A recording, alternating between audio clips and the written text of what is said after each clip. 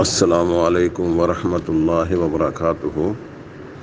اللہ رب العزت نے قرآن کریم میں فرمایا ہے روزے کے بارے میں، فمن شہد منکم الشہر فلیصمہ، جو انسان اس مہینے میں صحت و سلامتی کے ساتھ موجود ہو اسے چاہیے کہ وہ روزہ رکھے۔ قرآن کریم نے اس سے دو افراد کو مستثنیٰ کیا ہے، ایک مریض اور ایک مسافر۔ مریض یہ عام مرض جو ہوتی ہے، معمولی سا نزلہ زکام، سر درد، یہ مرض اس کے روزے کے لیے رکاوٹ نہیں بنے گی۔ ہاں، اس طرح کی مرض جو اس کے لیے روزہ رکھنا مشکل بنا دے، اسے تکلیف کا باعث ہو، اس کو روزہ نہ رکھنے کی اجازت ہے۔ اور اسی طرح مسافر آدمی جو ہے وہ خواہ کتنا ہی آرام دہ سفر کیوں نہ ہو، لیکن جس سفر میں قصر ہوتی ہے اس کو روزہ رکھنے کی رخصت ہے، اور پھر یہ بعد میں روزہ کی قضا دیں گے، کیونکہ اللہ نے فرمایا ہے فعدۃ من ایام اخر، وہ دوسرے دنوں سے ان کی گنتی کو پورا کر لیں۔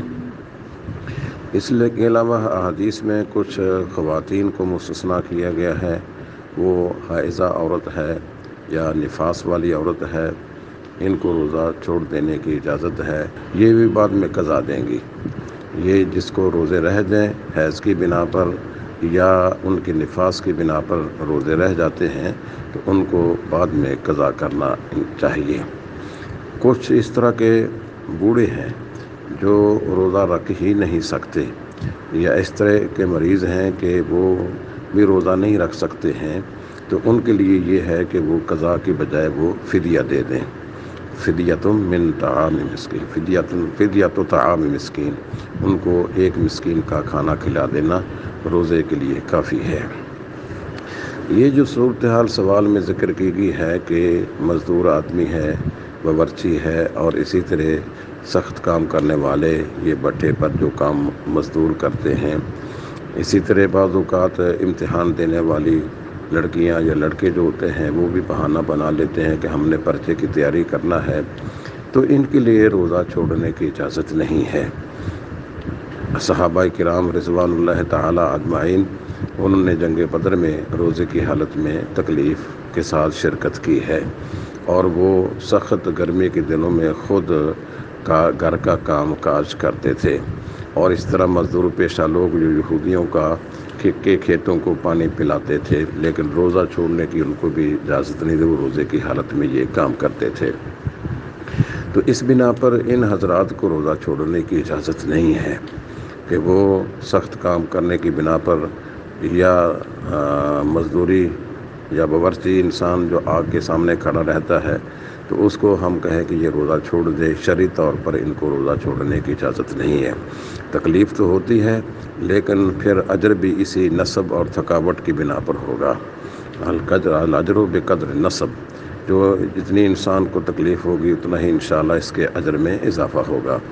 تو ان حضرات کو روزہ رکھنا چاہیے۔ وہ کون سا کام ہے جس میں تکلیف نہیں ہوتی ہے؟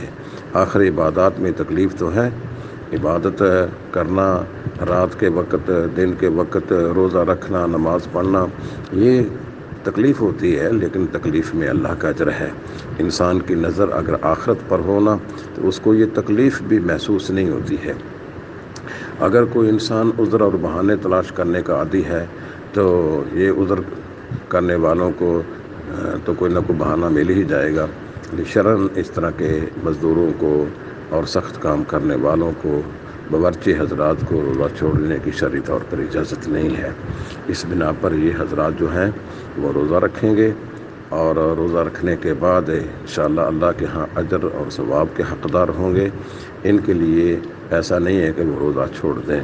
اللہ تبارک و تعالیٰ ان حضرات کو روزہ رکھنے کی توفیق عطا فرمائے، اور اللہ کے ہاں اجر اور ثواب حاصل کرنے کی توفیق عطا فرمائے۔